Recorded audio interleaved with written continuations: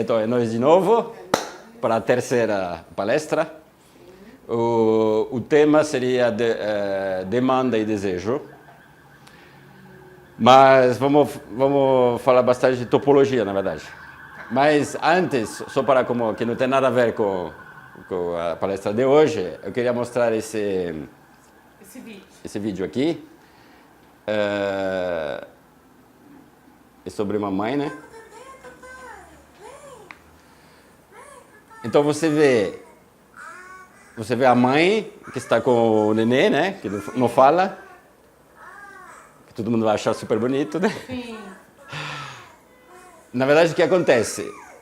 O bebê, ele só tem gozo, é gozo. Ainda ele não tem linguagem, né? Então, o bebê, vamos dizer assim, é um gozo assim, é só gozo assim, que sai sem nenhuma direção. E a mãe coloca as palavras. Ou seja, podemos falar assim que ela está contaminando o bebê com linguagem. Que bonito isso. Que na verdade assim, o gozo dele vai aos poucos se transformar em linguagem. Ou seja, que na verdade ele não vai poder mais gozar sem linguagem.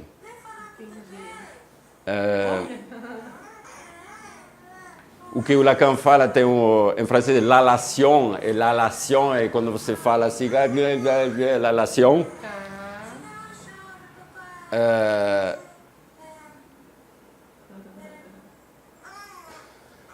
Parece que ele espelha muito a mãe, né? Com a boca também, tenta fazer os mesmos.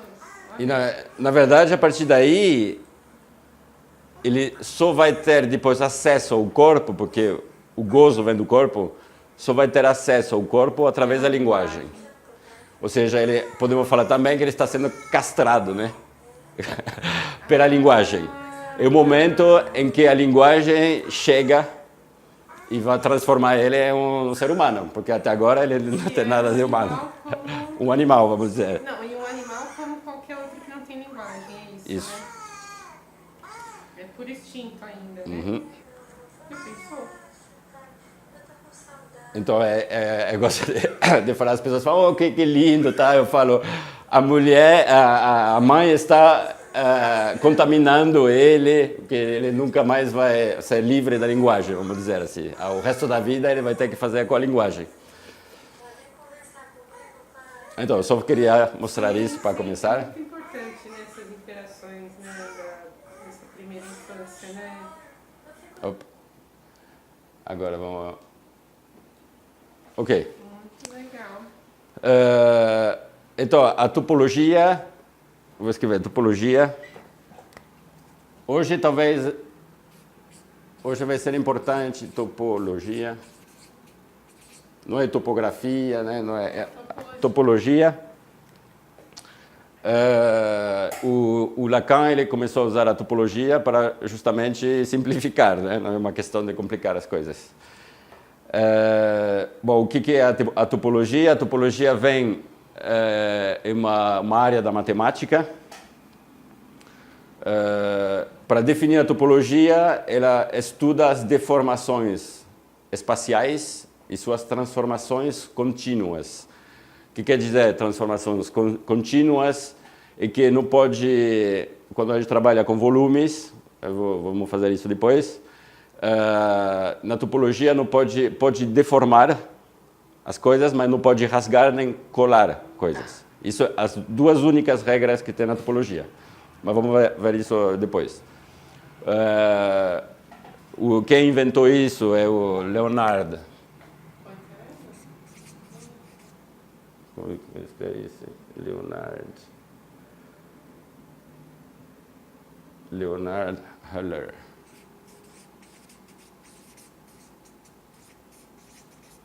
Que era um matemático suíço. Isso foi em 1736. Na verdade, eles tinham uma cidade lá que se chamava Königsberg, e a cidade tinha 7 pontes. Aí eles davam, o problema era de saber assim como que pode passar nas 7 pontes sem passar 2 vezes. se era possível se passar. A cidade era meio que tinha rios no meio, 7 pontes, se é possível passar uma vez cada ponte, as 7 pontes. E daí que nasceu, vamos dizer, a topologia, a partir daí ele começou a desenvolver isso. Na verdade, não é possível passar uma vez só pelos 7 pontes. Tem que passar mais de uma vez. Então, na verdade, a topologia é uma geometria. Tem muitas geometrias. Eu fiz uma lista aqui de algumas geometrias. Tem a geometria projetiva, hiperbólica, esférica, sintética, analítica, diferencial, riemanniana, simpléctica, algébrica, não comutativa. Tem um monte de geometrias. Mas na escola a gente só aprende uma, que é a geometria euclidiana. A geometria euclidiana, tudo está plano. E por isso que, como na escola a gente aprende que a única geometria que tem ela é plana, a gente começa a enxergar tudo plano na vida. Para nós tudo é plano. Só que o problema é que plano, a gente coloca tudo no papel, né?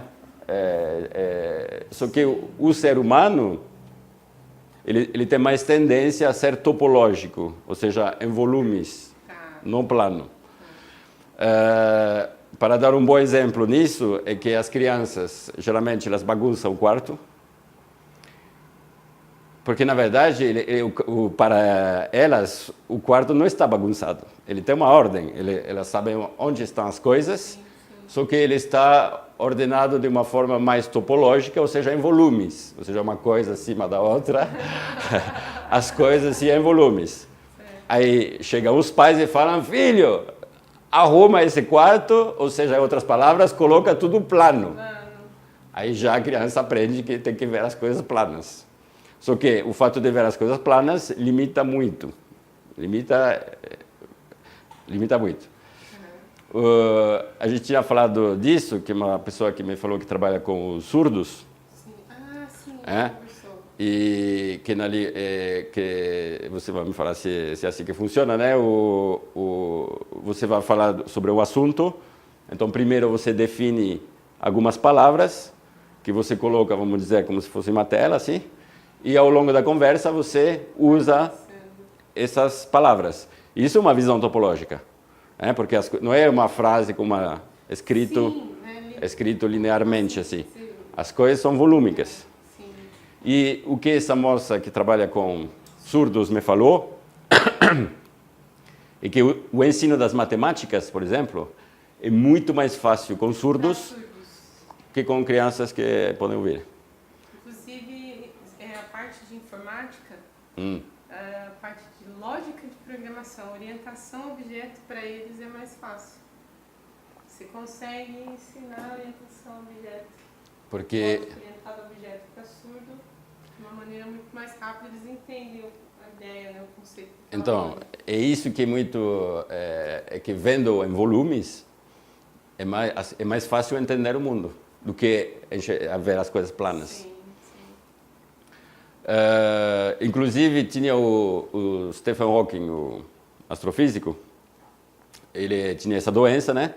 Então, até um certo ponto ele podia escrever, podia pensar, fazer as equações matemáticas escrevendo, e aos poucos chegou um momento que ele não conseguia mais escrever, e daí que ele começou a ter que pensar sem escrever, e a forma de pensar dele era topológica, ou seja, ele colocava em um volume, e talvez isso fez com que ele conseguiu ir mais para frente. Caramba, que bacana, né? Isso que eu falei de lógica orientada, não fui eu que falei, na verdade, foi um professor chamado Daniel, que faleceu em 2016, o professor Daniel da DFV lá, o pessoal do Java, do Brasil, ele ensinava cegos e surdos lógica de programação. E aí no estudo dele ele descobriu, por exemplo, que os cegos tinham mais facilidade com lógica estruturada e os surdos com a lógica orientada a objeto. Bem bacana.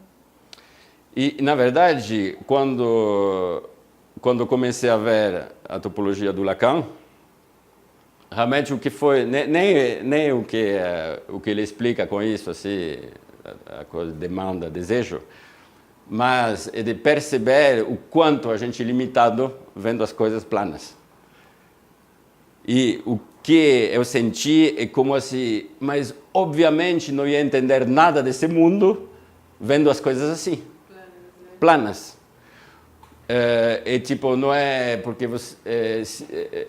eu entendi que tem e temos que usar instrumentos para o pensamento também, para entender certas coisas, certos conceitos, ou entender mais sobre o mundo.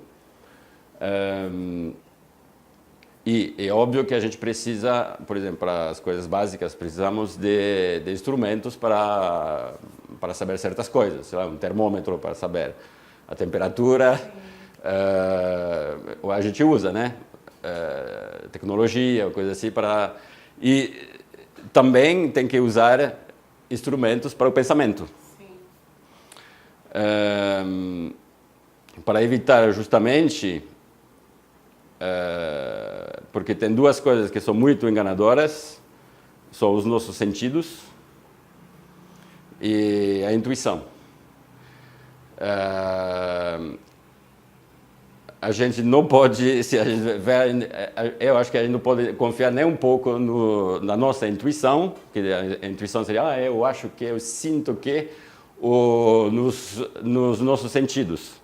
Isso não é novo, né? Na filosofia conversou muito sobre isso, que o que a gente enxerga não é... não se pode confiar no que... Nessa intuição. Então, é por isso que temos que usar instrumentos, para ver exatamente o que acontece e não o que a gente sente, o que a gente vê.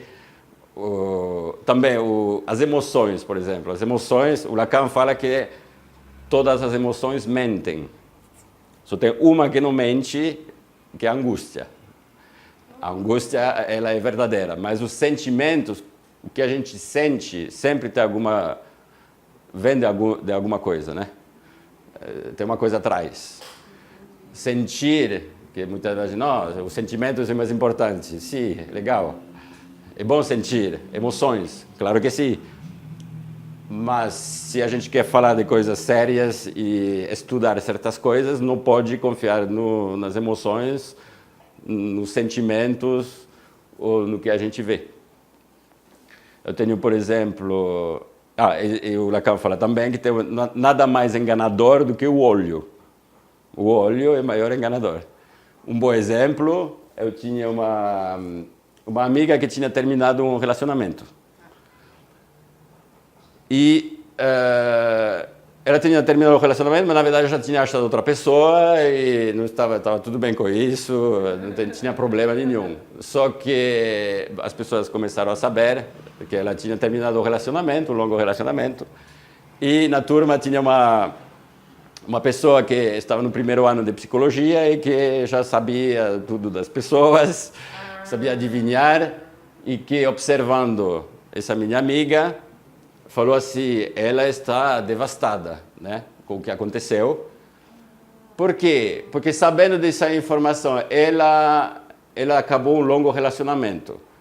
E ver ela, por exemplo, fazer, às vezes tem uma coisa que caiu no olho, fazendo assim, achar que a pessoa está chorando, ou só porque às vezes a gente olha as coisas, podemos... Sei lá, ver até a composição corporal dela. Tem muitas linhas da psicologia que fazem essa coisa da composição, né? Corporal, para analisar e tal. Mas fato é que, observando, só tirou conclusões erradas, porque não é só isso. Ela não estava triste nem um pouco. Estava muito bem. E tem uma outra história, por exemplo, você sabe os insetos que a gente fala aqui, o mimetismo, né? Que os cientistas pensavam assim, que o inseto tem uma forma de uma folha, para que o passarinho, o predador, por exemplo, não veja o inseto, porque ele parece uma folha, por exemplo. É tudo totalmente lógico. É lógico pensar assim, ou seja, a gente observa isso, vê, olha, o passarinho não vai ver ele porque tem a forma de uma folha. Sim. Se depois abrimos os estômagos dos passarinhos, a gente vê que no estômago tem tantos desses bichos que parecem com folhas do que dos outros. Ou seja, não faz diferença nenhuma. Porque são outras coisas, né, que ele deve sentir na hora de fazer. Sim, então a nossa teoria baseada na observação está completamente errada. Porque verificando prova que não, o passarinho come desses ou dos outros. E o maior exemplo da ciência seria quando Aristóteles larga dois objetos, um pesado, um leve, ele larga eles, ele vê que o mais pesado cai primeiro e já vai escrevendo a lei que mais o objeto é pesado e mais ele cai rapidamente. E vocês podem tentar essas experiências milhares de vezes e é exatamente o que vocês vão ver. Só que não é isso que acontece, né? Na verdade, o objeto não cai. O objeto não cai. Eles caem sim, mas eles caem exatamente a mesma velocidade. Isso que o Galileu mostrou depois. Vai mostrar depois. Porque ele viu que se... na verdade, o que ele fez, assim, a história ele pegou, é como se você pegasse... não vou entrar nessas explicações, assim, mas... Para demonstrar, assim, por que na verdade, dois corpos independentes da massa, né? Eles caem o mesmo... Se atraídos da mesma maneira, né? Sim. Porque um cai mais rápido ou não é por causa das forças que vão do lado, né? Mas ele fez a experiência com uma garrafa ligada com... Não tinha o vácuo, né? Para poder... não tinha o vácuo. De ar, né? Aristóteles estava lá, tadinho, no meio da montanha. Mas e prova que a observação levou a uma conclusão errada. Essa evidência visual, né, não é... Embora ela possa ser verdadeira numa dimensão, né? Se a gente pensar que para quem observa naquele momento, dada aquela condição, tudo bem, mas não é a verdade, né? Não. E se a gente vê um pouco a sociedade de hoje, a gente vê que estamos realmente na sociedade da aparência visual. Estamos muito no visual. Então, podemos falar que se a gente vive numa sociedade baseada no visual, estamos numa sociedade baseada em muitos erros, né?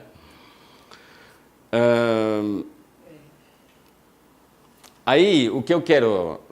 parece que estou saindo do tema do Lacan, mas não é nada disso, porque inclusive vi o Alfredo Edelstein na Argentina, ele faz também essas saídas. A gente fala do Lacan é psicanálise, também é filosofia, e a filosofia está ligada à ciência também, né? Claro, a filosofia é a mãe da ciência. A filosofia é a mãe da ciência, exatamente. Então, o que acontece, podemos falar assim hoje em dia, é que como é essa sociedade da aparência, de tudo que, né, brilha, tal, essas coisas, está acontecendo, tanto, eu estou falando do Brasil, na Europa, no mundo, vamos dizer assim, a ciência está evoluindo, está fazendo descobertas, mas as pessoas, ela não atinge as pessoas assim, porque, na verdade, a ciência vai atingir as pessoas através dos jornais, dos jornalistas, que interpretam da maneira que eles querem, né? Ou então vamos ter fatos científicos que são interpretados por pessoas que não são cientistas e que vão transformar as coisas. E hoje, no nosso dia, no dia da internet e tudo, os cientistas, eles trabalham muito, fazem muitas equações, daí o que eles fazem? Quando descobrem alguma coisa, fazem um pequeno artigo que eles publicam geralmente numa revista científica. Isso. E só, não tem tempo de ir na internet, criar sites que explicam o que eles fazem. Não tem tempo de virar youtuber, né? Não tem tempo de virar youtuber, é isso. E que inclusive os cientistas estão se perguntando se eles não deveriam justamente divulgar mais o que eles fazem. Mas o problema é que a ciência é pega e divulgada por pessoas que interpretam de outra forma. Por exemplo, eu posso dar uns exemplos. Isso foi o caso do... É manipulado, assim, as coisas são manipuladas pelos jornalistas ou pela indústria também, né? Sim. Por exemplo, na época que descobriram o DNA, os jornalistas queriam saber o que vocês descobriram. Na verdade, não tinham descoberto muita coisa. Na verdade, tem um cientista que fala que não era quase nada. Assim, sim, os genes e tal. Mas como o jornalista quer uma coisa que seja palpável, né? Os genéticos começaram assim, a divulgar, a dar comida para os jornais, né? Então, na verdade, você fala muito, a gente acha que descobriu muito, os jornais falam assim, maiores descobertas do que realmente foi descoberto, né? Isso tem essa... E como a indústria também usa a ciência, por exemplo, é considerado hoje que o vírus HIV é responsável da AIDS. Ou seja, vamos testar uma pessoa, se essa pessoa tiver HIV, ela pode desenvolver AIDS. Só que a pessoa que descobriu HIV, que é um francês, Luc Montagnier, que teve o prêmio Nobel em 2008, ele descobriu o vírus HIV, beleza. Só que ele fala que nunca foi provado que tem uma ligação entre HIV e AIDS. A AIDS existe. A AIDS existe, uma doença que afeta assim, pessoas e tal, mas não tem uma ligação realmente comprovada entre o HIV e a AIDS. Ou seja, tem pessoas que têm o vírus HIV e nunca vão desenvolver nada. E o Luc Montagnier fala que, por exemplo, que tem muito na África, porque são por causa das condições assim, da alimentação, da água, ou seja, pessoas que são... Porque a AIDS o que é? É o seu sistema imunológico que para de funcionar, só isso. Então, com certeza tem outras causas do que o vírus HIV. Mas isso permitiu ganhar muito, muito, muito dinheiro. Eu não quero entrar nesse negócio, porque... Depois pode falar, não, mas você é da conspiração, teoria. Mas o fato é que a única coisa que eu falo é que o prêmio Nobel que descobriu o HIV fala que ele não vê ligação entre os dois. Então, na verdade, o que as pessoas esperam da ciência? Esperamos tecnologias novas, produtos e medicamentos. Quando as pessoas, em geral, assim, olham para a ciência, querem saber o que descobriu de novo nesse aspecto, né, tecnológico ou de medicamentos. Bom, vamos dizer, tem um aumento, assim, no mundo em geral, assim, das coisas, como tem um afastamento da ciência, vamos dizer, as crenças, o lado assim, de crenças estão crescendo bastante, assim. Novamente, podemos dizer. E hoje também temos, por exemplo, esse negócio o Big Data, né? A gente chama isso Big Data, os dados, né? Sim. Que a gente pode hoje em dia saber, né? Sobre 100 anos, assim, o que aconteceu e todas as coisas, assim. E a partir daí, fazer previsões ou determinar, a partir do que aconteceu, o que pode acontecer. Probabilidades. Só que isso também é a origem de uma falsa ciência. Por quê? O Big Data, na verdade, ele prevê o que pode acontecer, mas tem uma condição: o que pode acontecer se nada novo, que nunca foi registrado, aparecer. Tem essa condição.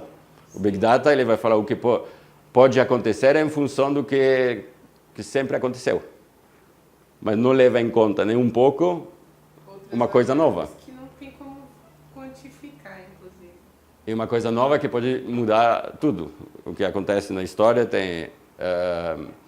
quando a União Soviética caiu, dizem que uma semana antes, nenhum jornalista, nenhuma pessoa no mundo imaginaria que isso ia acontecer. E mudou bastante coisas. Era o real. Era o real. O real virou... Pam! Ou como diz o Lacan, é muito difícil fazer previsões, sobretudo para o futuro.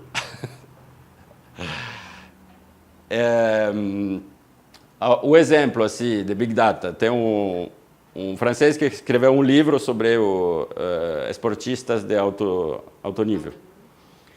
E o livro dele foi baseado nos Big Data, né, todos os dados que temos, e ele chegou à conclusão que esportistas de alto nível vivem, em média, 7 anos a mais do que o normal. Isso que ele tirou dos Big Data. Que os jornalistas, como os jornalistas vão apresentar isso, vão falar assim, o esporte de alto nível é muito bom para a saúde porque você vive mais. Só que essa conclusão, ela não é científica. Ela não é. É um fato, sim, que os esportistas de alto nível vivem 7 anos a mais do que a média.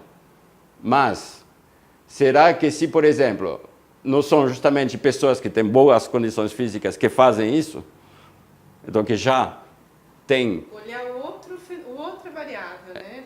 Você está olhando de um ponto de vista. Um ponto de vista limitado, vamos dizer. Ou será que também a gente pode pensar, não é porque justamente quem faz esporte de alto nível que tem uma saúde boa, então que já é propenso a viver mais do que os outros. Ou se o DNA daquela pessoa já predispõe ele ter condições de fazer um esporte de alto nível. E até a gente pode pensar, e se ele não tivesse praticado, com essa saúde, não tivesse praticado esporte de alto nível, talvez viveria muito mais, né? Então, é uma conclusão tirada assim que não é científica, né? E isso tem muitas coisas. Vocês veem, não sei o quê, pessoas que fazem isso têm tendência a não sei o quê. O Carl Sagan tem um livro chamado O Mundo Assombrado por Demônios. Você conhece? Não. É bem interessante. Ele fala exatamente sobre isso. Então, mais ou menos assim, a gente escuta a ciência quando ela é ligada ao nosso conforto ou para alimentar as nossas ilusões. E a gente interpreta como ciência até aquilo que não é ciência, né?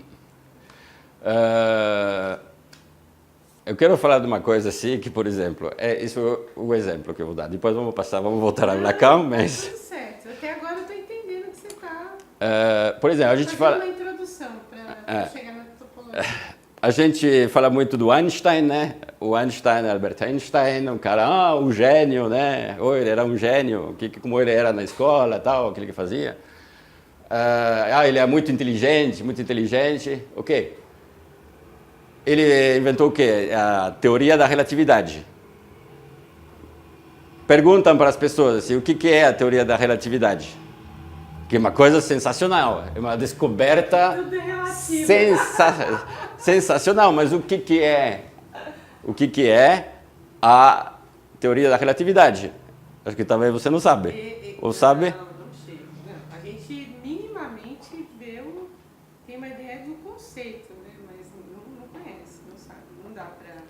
Então, o mais incrível, porque tem a teoria da relatividade restrita, que foi feita em 1905, estou falando de mais de 100 anos atrás, e a relatividade geral em 1915. Isso faz mais de 100 anos atrás. E o que sabemos do universo? Se a gente vê a cosmologia, por exemplo, há 20 anos atrás, você poderia falar que a gente não enxergava nada do universo. Há 20 anos, a tecnologia em telescópio, satélites, a tecnologia da observação do universo foi assim, sensacional. E seria comparar assim, óculos há 20 anos atrás e hoje temos um microscópio eletrônico, né? E o mais louco é que, tendo a possibilidade de observar coisas que o Einstein nunca sonhou observar, a teoria do Einstein é válida. Ou seja, o Einstein conseguiu prever com equações matemáticos, coisas que a gente está vendo hoje. E nada entra em contradição com o que ele falou. Então, o gênio dele é fantástico desse aspecto, sim. Ele até as ondas gravitacionais, assim, ele tinha previsto o que era, ele tinha falado que provavelmente nunca vamos ver, e conseguimos ver. Então, eu vou falar agora o que a gente sabe por exemplo, o que hoje a gente sabe do universo, assim, a gente pode fazer assim.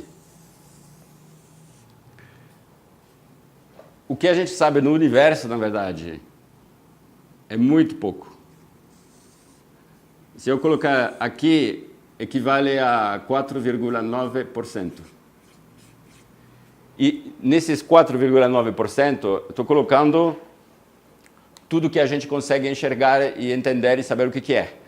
Que seria a energia luminosa, mas não quer dizer só apenas o que a gente vê com os olhos, mas o que a gente vê com todos os computadores, telescópios que temos, enxergamos apenas e entendemos 4,9% do universo. Depois tem a matéria negra.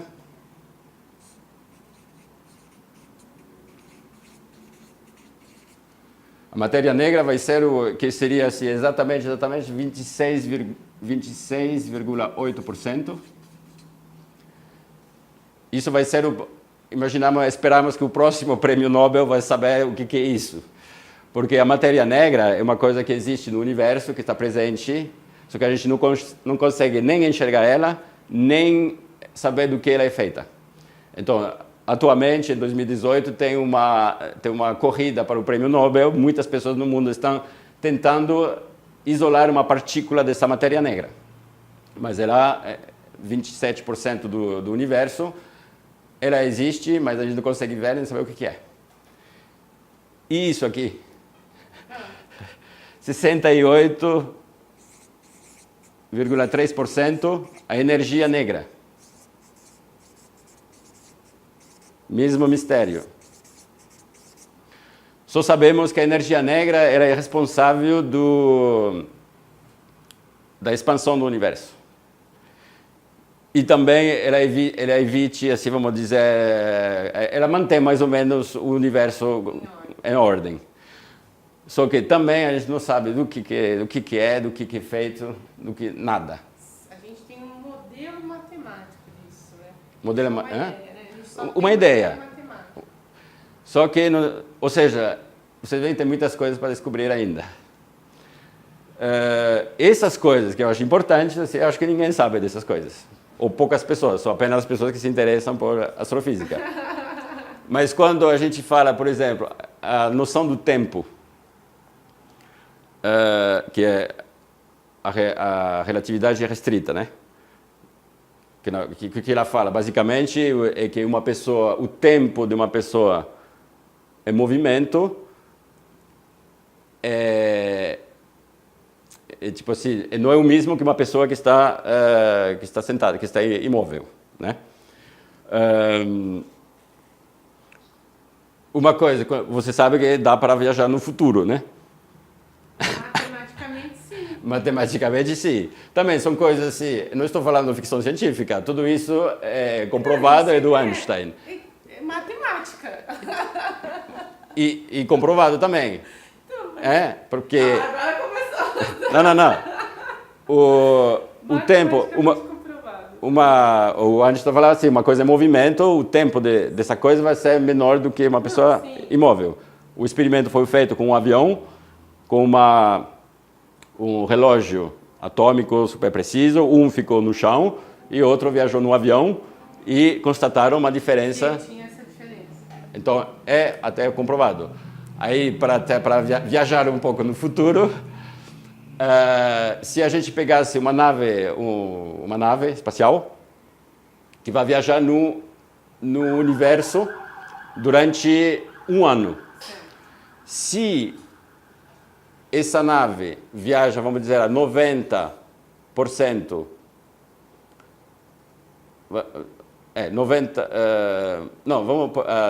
99% da velocidade da luz. O problema é porque a gente não viaja no futuro, porque não temos um aparelho que consegue fazer isso, né? Aí, uma pessoa viajando durante um ano, a essa velocidade no universo, voltando na Terra, para essa pessoa, terá passado um ano. Certo. Na Terra, 2 anos. Ele vai voltar, depois de um ano, ele terá envelhecido de um ano, só que na Terra as coisas passaram 2 anos. Se vamos a 99,9% da velocidade da luz, depois de um ano no espaço, quando ele voltar, 20 anos passaram aqui. E se a gente conseguisse ir a essa velocidade, quase a velocidade da luz, essa pessoa que passou um ano no espaço volta aqui na Terra, passaram 2.000 anos. É impressionante. Sim.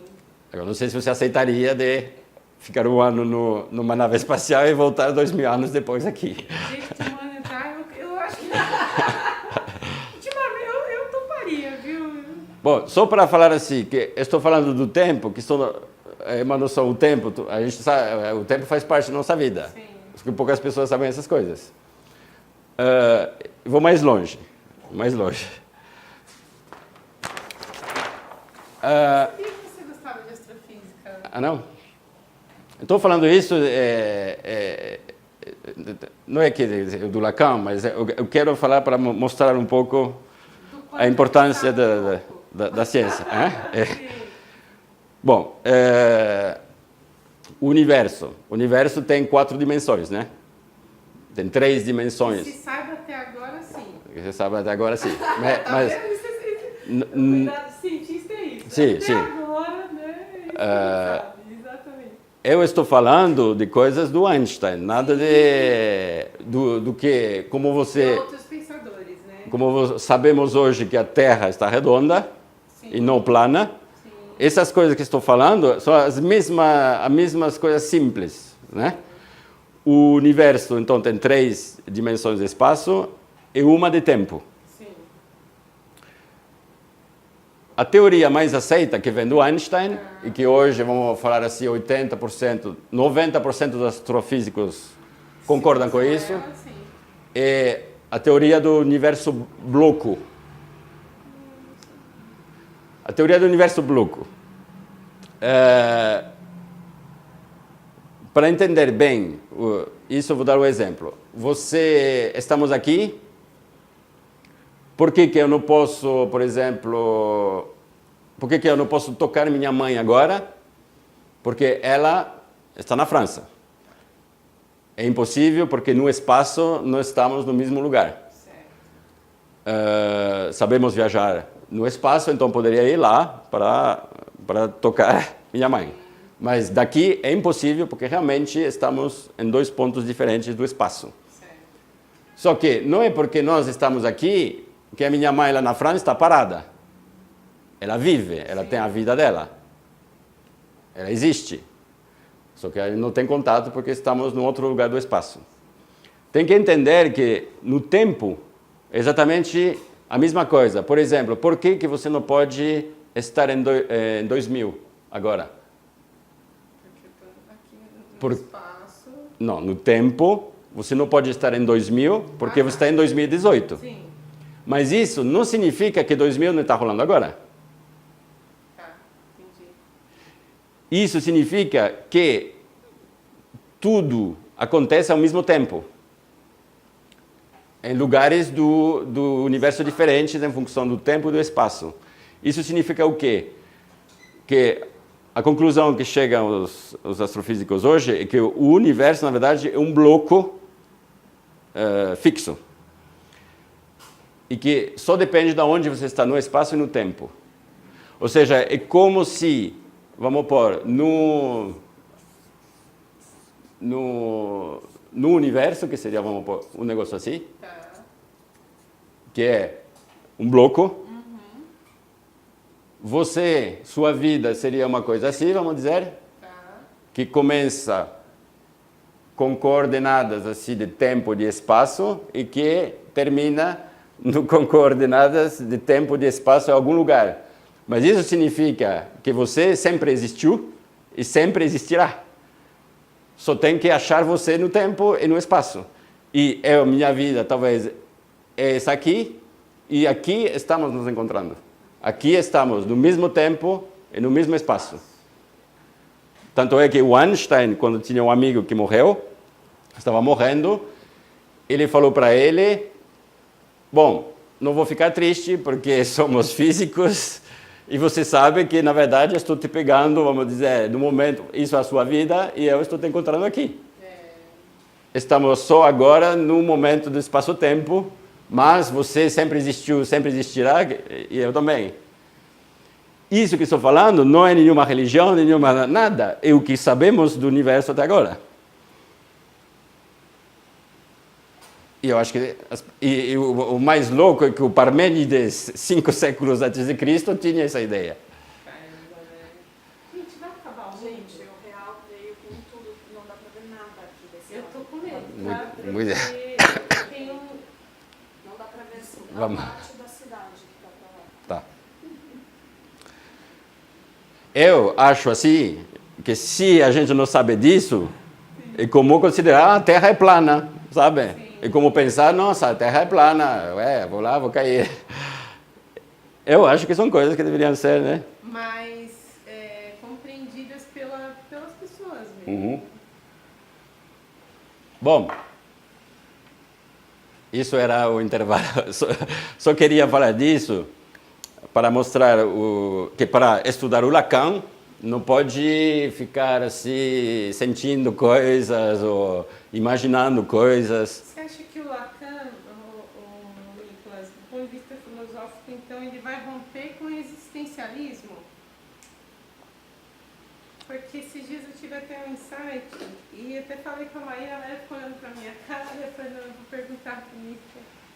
Em algum momento Lacan estuda qualquer coisa de Heidegger? Não, você sabe disso? O Lacan era amigo do Heidegger. Então, e o Heidegger é de uma escola existencialista, Sim. né?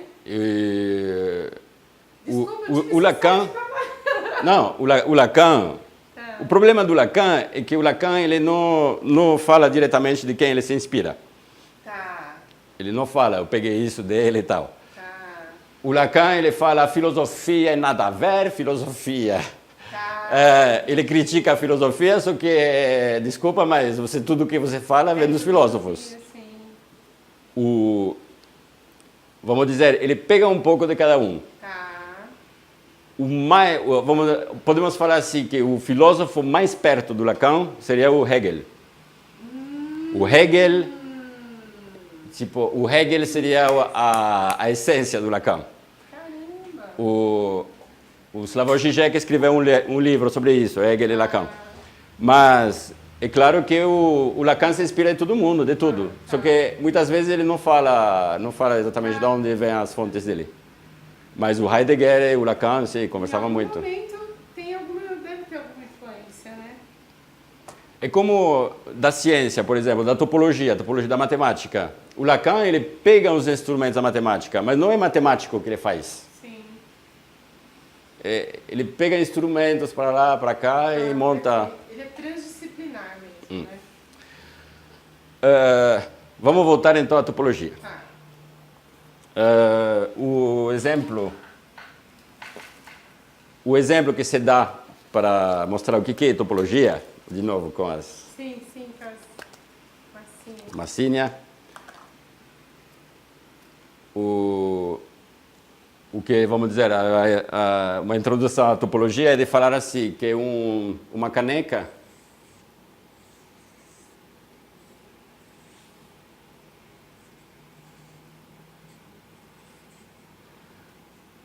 é uma caneca Sim. é a mesma coisa que o anel assim que a gente viu do porque que em topologia são dois objetos iguais, 100% iguais. Porque o que eles têm? Eu falei que não pode rasgar nem colar. Os dois têm um buraco. Se eu pegar uma xícara feita disso e transformar sem rasgar e sem colar, eu posso obter isso, né? Sim. Eu não sou muito bom de artes manuais, mas podemos tentar, não sei se vou conseguir, né? Fazer um tipo de xícara, né?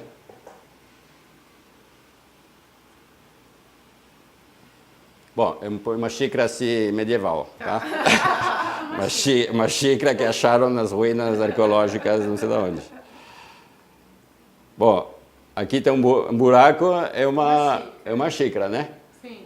Sem rasgar e sem colar, se eu mantenho esse buraco Eu posso... e fazendo assim, eu posso voltar, eu vou ter um touro, né? Um anel. Opa. Isso é topologia. E eu tenho isso. Certo. Eu respeitei as regras da topologia sem cortar, sem rasgar e sem colar.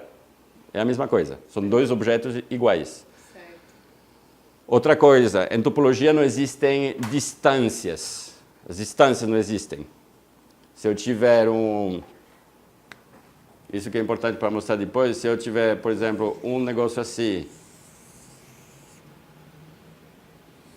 ou isso, por exemplo, é a mesma coisa. Exatamente a mesma coisa. Tem um buraco só. Então, não tem distância, isso não importa a distância aqui.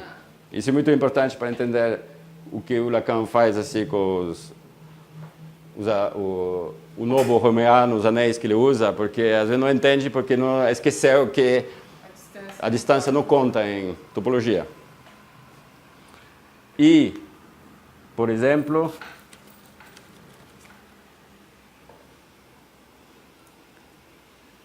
isso vale para, em geometria euclidiana, tem uma diferença entre um triângulo, um quadrado e um círculo.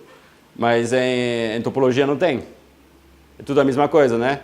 Porque, eu pego esse fio aqui, sem rasgar, sem cortar, eu tenho um quadrado. Certo. Posso ter um círculo ou um triângulo. Então, em topologia, não tem diferença nenhuma. Certo. E outra coisa, em matemática tem que demonstrar uma coisa, com equações tem que demonstrar. Em topologia, a mostração vale. Se eu mostrar para vocês, está demonstrado. Ok.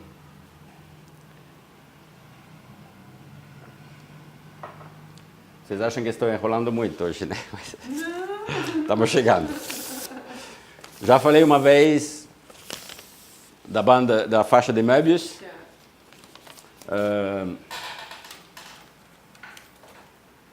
Vocês lembram como que faz, né? Aqui temos uma faixa cilíndrica, dois lados, duas bordas, ok? Aí uma faixa de Möbius é só virar um assim e colar aqui. Certo. Isso já é topologia. Tá. Eu vou colar aqui.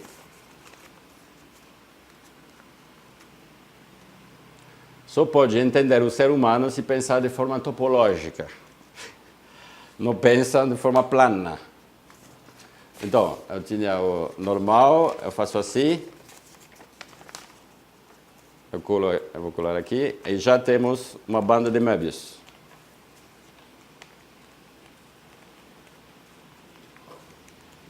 Banda de Möbius. Ok.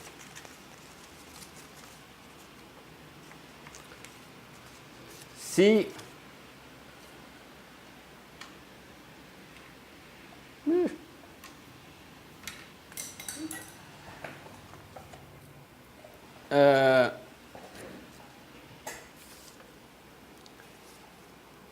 Cris, vou fazer uma coisa e você vai descrever exatamente o que eu fiz, ok? É que medo, para nota. Para nota. Eu pego aqui Tá. uma caneta Tá. e vou fazer um furo. Tá. Estou fazendo um furo. Opa, fiz um furo. Como você descreveria isso? Tenta descrever uma pessoa que não enxerga, por exemplo. Como assim? O que eu fiz? Peguei uma caneta. Sim. Furou o... Enfiei de um lado. Sim? Sim. E a caneta Passou para o outro. passou do outro lado. Certo. Isso que observamos, vocês todos também. O que vocês observam é que eu peguei a caneta, Certo. fiz um furo, a caneta ela entra desse lado e a gente pode ver que ela sai do outro. Sim. Ok? Ok. Bem, na verdade não é isso que aconteceu. Isso, vamos dizer assim, estamos fazendo uma análise local. Ok? Porque se, por exemplo, eu vou colorir, eu entrei desse lado, né? Eu faço assim, eu vou colorir o lado que eu entrei com a caneta, né? Certo. Mas é o mesmo lado, né?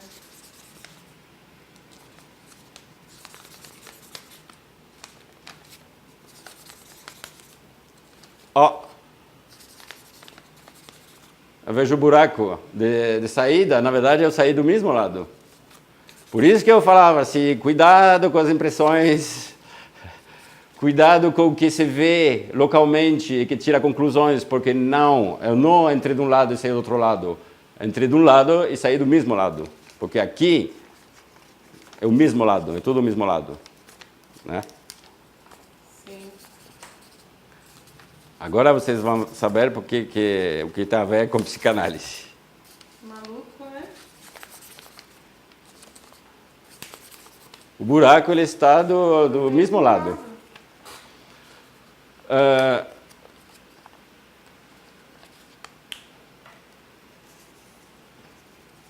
Isso é a diferença de uma análise local Tá. com uma análise estrutural. Vamos dizer assim, que a psicanálise é uma análise estrutural da sua estrutura. Por exemplo, se eu vejo o que acontece aqui, eu posso falar, esse homem aqui é um cara muito legal, ele é muito trabalhador, ele é muito quieto, muito simpático, super bem educado, blá, blá, blá. De uma análise local, o que eu sei dele? Porque aí ele matou a vizinha, assim, facadas, do nada. Tem que fazer uma análise estrutural para saber se tem alguma coisa errada, entendeu? Caramba! É estrutura. A gente não pode, você não pode tirar conclusões de uma coisa que vocês veem assim, isso é assim, ele é assim. Não, a gente nunca sabe. Nunca se sabe. Nunca se sabe quem é uma pessoa. Para saber, teria que conversar com esse homem para tentar definir uma estrutura dele e saber o que ele é capaz de fazer. E ainda assim não saberemos tudo, né? Não, e ainda assim fica bem complicado. Para repetir mais uma vez que a intuição é enganadora, e eu diria até outras coisas, que a experiência não tem valor. Tipo, falar, eu sei muito bem do que eu falo, porque por experiência. Uma pessoa que fala, eu dirijo bêbado há 30 anos que eu dirijo bêbado, nunca aconteceu nada comigo. Vamos tirar disso a conclusão que não pode dirigir bêbado, que prova é que ele tem experiência, 30 anos, sem nenhum acidente, é prova que pode dirigir bêbado. Não. A experiência... Eu te falo, experiência até que um dia acontece uma coisa que nunca aconteceu, daí não tem mais experiência, né? Estamos com o Lacan, como a ciência faz, estamos tentando estabelecer coisas que valem para todos e que sejam assim, que seja uma coisa firme, assim, comprovada, vamos dizer. E já que estou destruindo muitas coisas, vou até aproveitar rapidinho para falar que também a sabedoria, também é bobagem, sabedoria. Essas palavras sábias, a sabedoria. Sabedoria não ensina nada para ninguém. Vocês têm um cara, ele subiu no topo da montanha, conseguiu subir no topo da montanha, vai escrever uma frase sábia que fala assim: não importa os obstáculos, assim, com perseverança, você chega sempre no lugar onde você quer ir, não pode desistir, palavras sábias. O cara que não conseguiu subir lá em cima vai falar: não importa chegar no topo, o que importa é tentar, a tentativa que vale tudo. Ai, palavras de sabedoria. Sabedoria não tem nenhum fundamento. Nenhum fundamento. Não existe coisas sábias.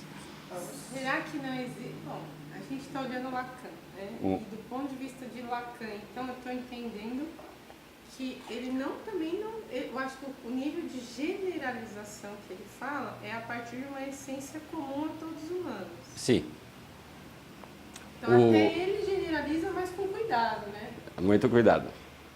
Mas isso é uma vantagem da psicanálise, que não importa que você seja nova-iorquino, doutor de faculdade. São outras coisas, né? Tipo assim, esses fenômenos sociais, o Lacan não vai querer, ele vai focar o que está em essência do ser humano. Sim, todos. Todos. Não importa. Por que eu estou falando isso? Porque senão as pessoas também acham que esse destruir ideias, acho que, pelo menos eu estou entendendo aqui com a sua aula, não é destruir ideias e invalidar as outras. Eu acho que a ideia de Lacan é nos mostrar aquilo que é comum como essência do ser humano. Né? Sim. É isso. A psicanálise o que é? É falar assim, você funciona assim. Ou seja, e por isso que a psicanálise é muito mal aceita, porque é foda saber como você funciona. Sim. O que vimos com o grafo do desejo. Sim, sim. O que o Freud, o que é a ideia do Freud, né? Eu vou falar como você funciona. Só. Eu não te falo o que você tem que fazer na vida. Não é a preocupação da psicanálise, ela quer mostrar aquilo que em essência é o ser humano. Você funciona assim. A partir daí, faça o que você quiser. Mas você nunca vai chegar, não pode chegar a coisas assim, sensatas se você não souber como você funciona. Isso que é a ideia, assim. E claro que não é muito legal saber como a gente funciona. Porque ele generaliza? Não, é por uma coisa muito simples, que as pessoas não querem ouvir isso. Não. Se eu te falo que você, na verdade, você não tem controle das suas coisas que você faz, o quê? Eu não tenho controle. Irrita as pessoas. São coisas assim, tão íntimas, que as pessoas não querem saber. As pessoas não querem saber meus problemas, não quero saber o que eu tenho. Quero colocar embaixo do tapete. Sim. E isso é uma coisa que agride as pessoas. Na verdade, as pessoas funcionam no automático, mais fácil do que Sim. reconhecer, né, o que é dele, talvez. É só por uma questão assim, uma questão justamente, porque senão todo mundo se interessaria para a psicanálise. Seria mentiriano, né? Porque cuidado ao olhar do abismo. Achou que Então, agora vamos realmente para o assunto demanda e desejo, né? Bom, uma coisa é que sempre a gente demanda no sentido de pedir alguma coisa, né? A gente sempre pede duas vezes. Por exemplo, vou falar para você, vem comigo. Eu te pago um café. Eu te convido um café. Ou, vem, eu te convido uma cerveja. Eu pedi duas vezes, né? Ou eu vou falar assim, vem assistir a conferência. Eu vou falar do desejo. Eu percebi que quando eu fiz a palestra sobre o desejo, teve muita gente que veio. Acho que porque as pessoas desejam, todo mundo quer saber do desejo, né? Mexe com o inconsciente já, né? Sendo que nem falei muito do desejo. Mas desejo. Vem para a palestra, vou falar do desejo. Ou seja, eu pedi duas vezes. Tá.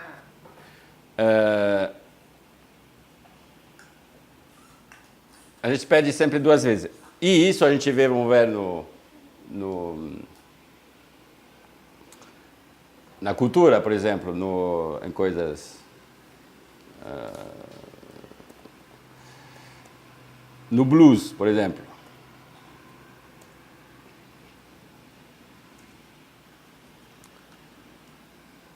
No blues, a gente sempre canta 2 vezes as coisas. Por exemplo, deixa eu colocar. Aqui, The Thrill Is Gone. Sempre repete 2 vezes no blues. The Thrill Is Gone. Vocês pegam toda a música de blues, sempre fala 2 vezes. Inclusive, às vezes, para o povo poder cantar. Para levar, porque quando a gente pede alguma coisa, a gente quer despertar o desejo do outro. No blues, canta 2 vezes para você poder cantar no segundo e se juntar ao que eu quero, né? Cumprir o meu pedido. Então, no blues, sempre repete as coisas assim.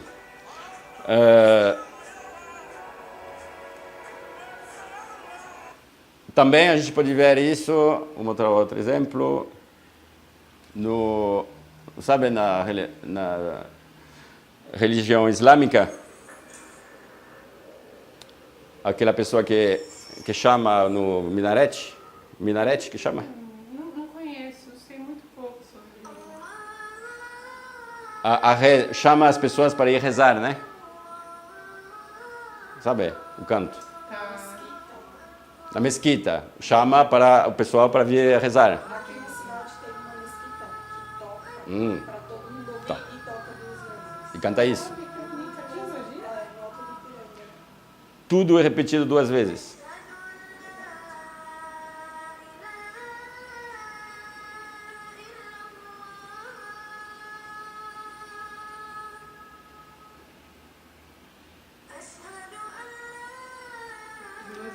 Tudo 2 vezes.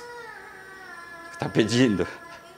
Ele sempre pede 2 vezes. Gente, que legal, porque eu ouvi isso assim minha adolescência inteira, porque eles tocam 2 horas para tocar, e sempre eu reparei, nossa, por que tocam essas coisas chatas? Que legal. Legal, né? Repete. Ok? E percebe, toda vez que você vai pedir alguma coisa para alguém, você vai ver, não vai falar só vem. Eu vou... Só que agora eu vou fazer um experimento, eu vou parar de falar. Vem. E vou te contar no próximo se eu conseguir Ok. ou não. Por que a gente pede 2 vezes? Porque a gente tem medo que não seja compatível com o desejo do outro. O que a gente quer fazer, na verdade, é enrolar o outro, né? Então, e vocês sabem que, bom, a gente nunca é entendido, né? Ninguém vai entender o que a gente quer de verdade, mas, bom, tudo bem. O que acontece com o analisando ele faz um pedido ao analista. Se o analisando vai falar, estou triste, fala comigo que eu estou triste. Se você é um amigo, você fala, beleza, estou aqui, pode falar, me fala, por que você está triste? E justamente o analista não pode entrar, não pode ser um amigo, né? Porque se você é um amigo, você entra no discurso do seu amigo. Então, o analista não pode não pode responder à demanda. Então, quando você pede a segunda vez, é para colocar a pessoa no seu discurso? Sim, é claro, está chamando a pessoa. Aí, se a pessoa falar, sim, me diz, aí a conversa vai seguir o quê? A pessoa que está triste vai falar, a outra escutar. Aí, isso é um amigo. Agora, o analista que fala, mas você não parece triste. Você não me parece triste, não. Aí não entra no discurso, né? Porque, como já vimos lá outra vez, vai ter que criar outros significantes, né? Não ficar nesse significante, eu sou triste, Não, Por quê? O que é triste para você? Sabe? Tem que quebrar isso. O analista não vai poder ser um amigo. Na verdade, o analista, o que ele vai ser é um lixo, na verdade. O que deve acontecer com o analista é ele se tornar um lixo, um dejeito. Sim, para o analisando poder continuar a vida dele. E não ficar assim, grudado ao analista, né? Isso vamos ver na próxima palestra sobre os 4 discursos. O que é o papel do analista, a posição dele, né? Porque ele não pode ser um amigo, não pode ser um... Por isso que normalmente tem até essas crises, né? Quem faz psicanálise acaba tendo uma relação extremamente conflituosa, Sim. né?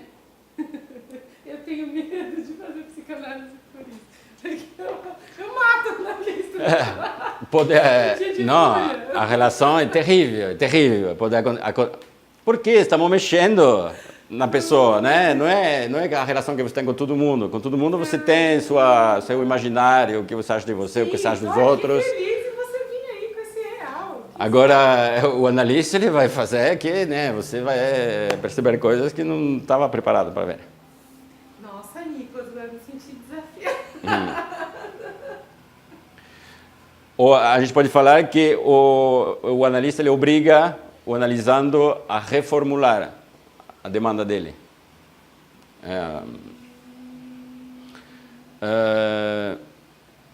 Bom, eu falei, a gente repete 2 vezes, mas também podemos repetir milhares de vezes.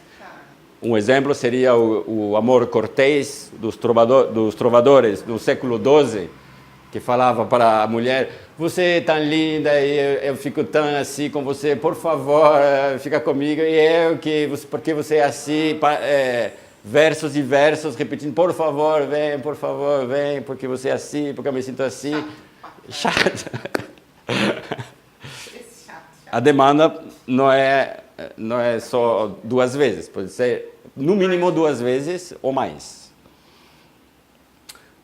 Então, vamos topologicamente representar isso. Né? Isso que é a ideia.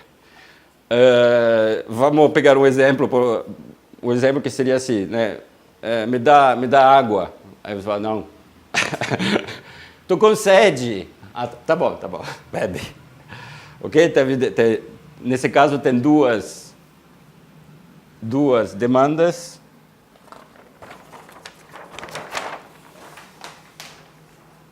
Estamos trabalhando, né? O que eu falei, a base, 2. Em português pode falar demanda, né? Pode. A demanda. 2 demandas. Quando você fala demanda, é algo parecido. Um pedido. Então pode, 2 demandas. E um desejo. É que não sei se eu falar pode, né? A gente entende. Sim. A gente tem um desejo, mas vai pedir 2 vezes. No mínimo.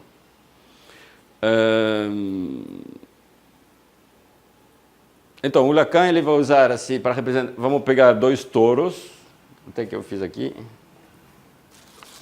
Tadã! Um pouco.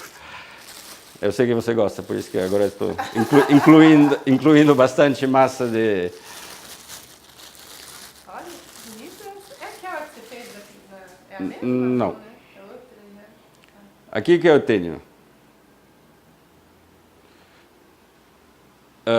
A ideia é que vamos colocar a demanda é um touro, um anel, Tá. e o desejo é outro. Tá.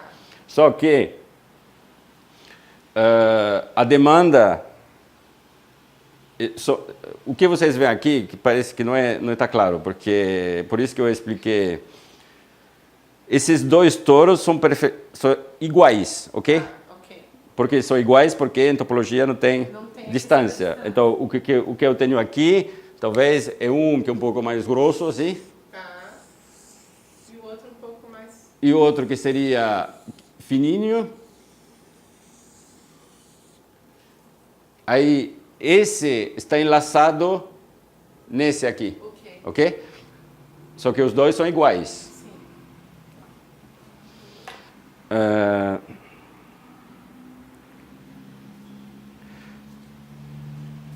Então, o que o Lacan faz, ele vai colocar de forma plana essa topologia, né? Por exemplo, tenho que falar do que é um polígono fundamental. Vamos pensar só num touro, que seria, ele é assim. Temos um. Vamos cortar ele assim, ok? Aí o que a gente tem é um salame. Sim. Isso a gente abre, temos um salame, né? Sim. E depois eu cortei ele assim uma vez. Eu vou cortar ele de novo assim.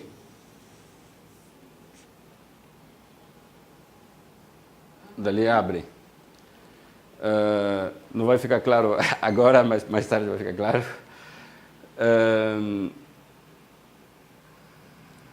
Quando a gente depois quer representar isso no plano, vou fazer.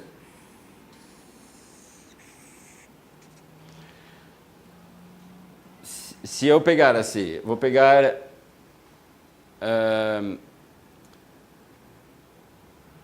o que eu cortei, vamos pegar assim o corte aqui, ok? Eu cortei assim. Então a gente pode colocar assim, eu fiz um corte assim. Sim. Ele estava assim, né? Sim. Aí, E depois eu cortei assim para abrir. sim. Esse corte aqui, ele está assim. Ok? Certo. Só que esse e esse são confundidos, né? No touro. E esse e esse são confundidos também. E para mais tarde nas outras palestras vamos ver muitos esquemas assim e tem que realmente ter entendido isso para poder entender os outros. Tá. Porque, na verdade, o que eu escrevi plano, isso é a mesma coisa que isso, tá junto. Sim. E isso está junto. Sim. Só consegui representar plano porque eu cortei aqui e aqui, Certo. ok? Ok. Aí o que eu fiz aqui? Eu peguei um outro touro, né? Esse. E eu entrelacei aqui, né? Ele ficou aqui, sai aqui. Op, ele vai voltar aqui. Ele está entrelaçado. Assim, talvez sair aqui, voltar por trás. Ele está entrelaçado nesse. Certo. E cortamos aqui, por exemplo, aqui, vamos fazer de novo aqui.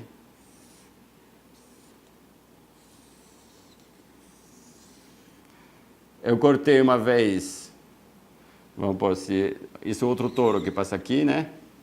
Depois vai lá, tá. Quando eu cortei assim e depois cortei assim. Sim. Aqui temos um ponto quadruplo, vamos dizer assim, porque ele está no meio dos dois cortes Dois pontos. e com os dois touros.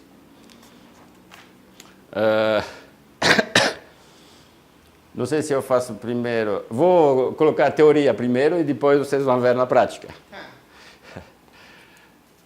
Temos isso, então, né? Sim. Eu falei, esses dois pontos são os mesmos. Sim. A, vou chamar de A. O mesmo, e esse é o mesmo também. Né? Sim. A mesma coisa. Esse é o mesmo ponto. Sim.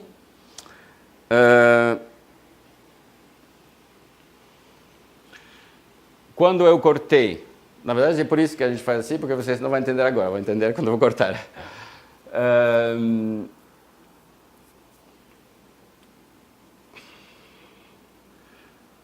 Não sei como explicar isso. Vamos colocar assim, como isso aqui vamos falar que é o desejo. Ok? E isso aqui seria a demanda. um D grande. Se, na verdade, se eu seguir, teria que imaginar se eu andando aqui como eu estou andando aqui. Que não dá para imaginar, na verdade. Eu acho que eu vou já cortar esse aqui para ver. Não, esse D ele é a volta, não é isso? E aí isso aqui é o... Se a gente imagina que passa, se a gente cortou aqui, né? Na verdade vai ter, vocês vão ver depois que eu vou cortar, mas o que daria seria isso. Eu estou indo, por exemplo, estou seguindo a demanda, esse touro. Eu vou chegar ao ponto, eu poderia mostrar aqui.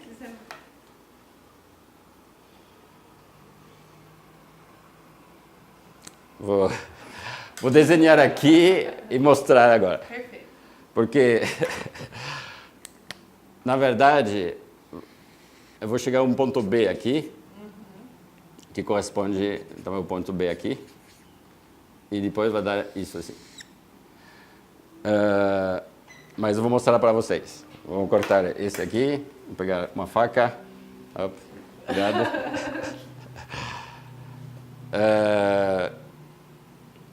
Eu decidi, eu vou cortar, ok. Eu falei assim, que eu ia cortar aqui. Então, eu vou pegar... Vai cortar... Vou tirar isso porque eu sujei tudo depois. É o sulfite aqui, né? Melhor. Obrigado. Então, eu vou cortar assim, ok? Primeiro corte. Certo.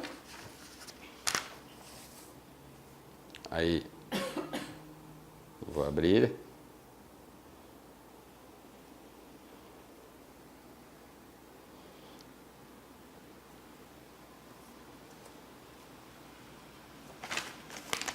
Gruda, né? Então aqui no que eu fiz aqui, né? E depois eu falei que ia abrir no meio.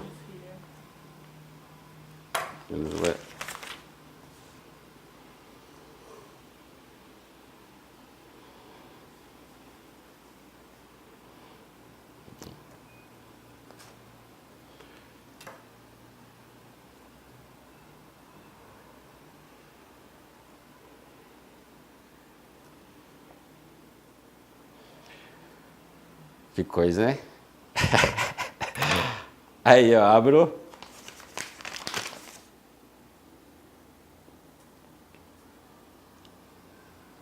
Eu abro ele, se ele quiser abrir. E vou colocar plano. Tá. Isso. Daí Certo. eu abri, eu coloquei plano. É o que a gente tem aqui. É isso aqui, ok? Por isso, essa coisa, na verdade, era um erro fazer assim, porque é assim que vê. Tá. Por isso que faz topologia. Ah, Vocês veem, B, né? até para fazer... B. então, vou pegar assim. Podemos pegar... Porque poderia ser várias demandas, né? Mas vamos pegando assim. Deixa eu ver. Várias demandas aqui, né? Isso, por exemplo. Vocês veem... Deixa eu ver. Para fazer exatamente... Acho que era o contrário, Nicolas. Você quer virar isso? Não, tudo bem. Não. É que você teria que virar ele de aqui pra cá. Sim. Aqui pra dar Bom, o mas... efeito que você quer. Seria a mesma... Inverter isso é a mesma coisa, né? Vocês vão ter um aqui e outro aqui. Na verdade, o que eu quero mostrar é que o desejo ele é um. Esse touro aqui. Tá. Se eu pegar ele é assim, linear. E a demanda são duas. Mas, ao mesmo tempo, é uma coisa assim, não tão importante, mas é para ter uma noção de como que o Lacan usa a topologia para dar uma ideia do que acontece quando você fala. Tá. Ou seja, que na verdade é assim. Você deseja pedir uma vez e pede uma segunda vez. Tá, entendi. É isso.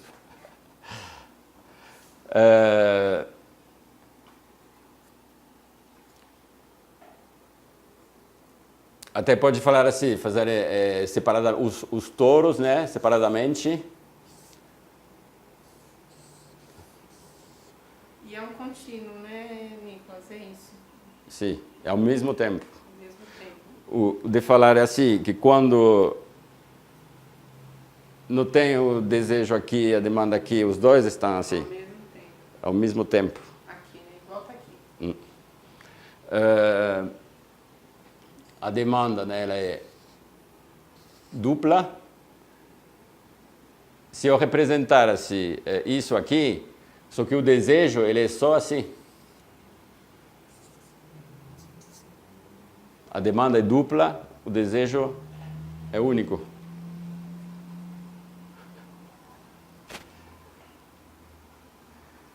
Não tem muita... hoje, assim, é mais assim, em topologia... É para ajudar a entender o conceito. Seria um pouco como uma introdução, vamos dizer. Tá bom assim? Okay. Uma introdução, como falar... Para saber do que se trata a topologia e como que o Lacan usa isso. Vocês, aqui não tinha mais, não muita coisa para entender, né? O que a demanda é dupla, o desejo é único. Só para ver como que, usando a topologia, a gente consegue escrever isso. Seria como escrever o que eu falei, ou mostrando o que eu falei. Em outras palestras, a gente vai ver coisas que vamos descobrir, realmente mostrar coisas que são... Porque isso dá para entender sem fazer tudo isso, né? Não, mas acho que vale a pena entender dessa maneira. Só que quando vamos falar do cross-cap, por exemplo, isso não tem como falando explicar para vocês, tem que ver. Tem que ver assim para entender, ok? Então, hoje vocês podem considerar como mais uma introdução o que é topologia com o Lacan.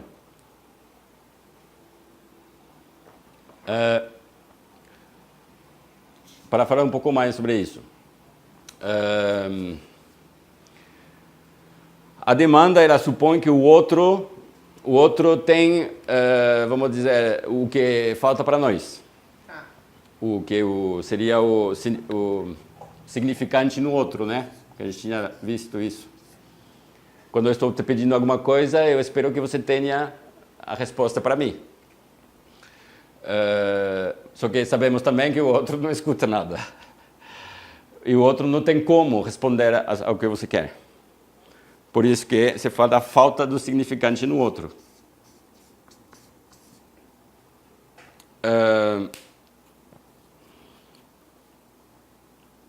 Isso cria o quê? Quando você pede alguma coisa para o outro, você sempre vai enfrentar a insatisfação. Porque o outro não tem como saber o que você quer. Sim, de verdade. De verdade. A gente viu o grafo do desejo, viu que na verdade estamos falando dos sozinhos, né? Ou, na verdade, assim, não falando sozinhos. Mas uma coisa que talvez não falei na outra palestra é o fato que você fala uma coisa e a sua mensagem vai voltar invertida. Você entende isso como você quiser, não vou explicar isso, mas na verdade quando a gente fala para alguém, a gente pega de volta o que a gente falou. E na verdade é assim, a gente pede, mas não vai ter, a gente quer que o outro tenha o que nos falta, mas ele não tem. Por isso que, por exemplo, a criança quer coisa, a criança nem sabe o que ela quer, o neném, né? Ele quer. Geralmente a gente pede coisas que o outro não pode dar. É uma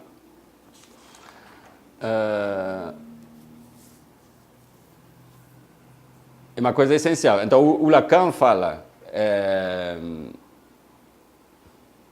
o significante, né, que falta ao nível do outro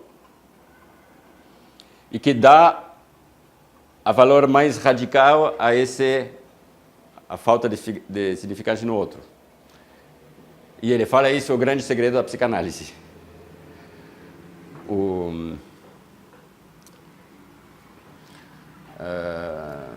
Na verdade, o desejo, né? se a gente resumisse assim, se a gente quisesse tirar da psicanálise qual é o mais importante, então, para o ser humano, é o desejo. O desejo é a coisa essencial. É isso que tem a capacidade de destruir sua vida ou de fazer ela maravilhosa. É o desejo. Tem que cuidar muito o que a gente deseja. Eu tinha lido uma coisa também que era você tem que, na vida, o que você tem que aprender na vida? Aprender a desejar. Aprender talvez a desejar as coisas que realmente te fazem bem, não sei, mas focalizar no seu desejo. Acho que é uma boa coisa se perguntar qual é o meu desejo. O Charles Melman, que é psicanalista francês, que foi analisado pelo Lacan, ele fala que o próprio da existência humana é de desejar e de desejar em vão. Mas é o desejo que não faz ir para frente, né? Quando uma pessoa fala, o que eu faço na vida, né? Se uma pessoa fala, o que eu tenho que fazer, é que ela não tem mais desejo. Porque se você tiver um desejo, você sabe o que fazer. Caramba, que forte isso. E aí, é um problema? Será? A pessoa não, geralmente o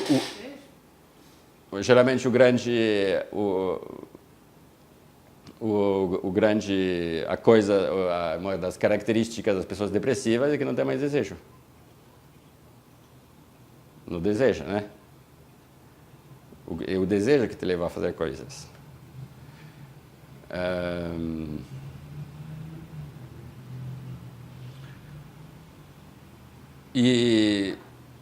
Então, bom, só para... Se a demanda fosse, né, vocês podem pegar um touro, o touro pode se interessar várias vezes, né? Porque às vezes tem desenhos disso do Lacan, que se vê um touro assim, com coisas assim, isso seria a demanda que está repetida. E aí pode ser um transtorno ou alguma coisa também? Não necessariamente? Não, os trovadores, acho que eles não estavam transtornados, não. Na verdade, eu acho que... Acho que os trovadores nem queriam, eles queriam fazer poesia, né?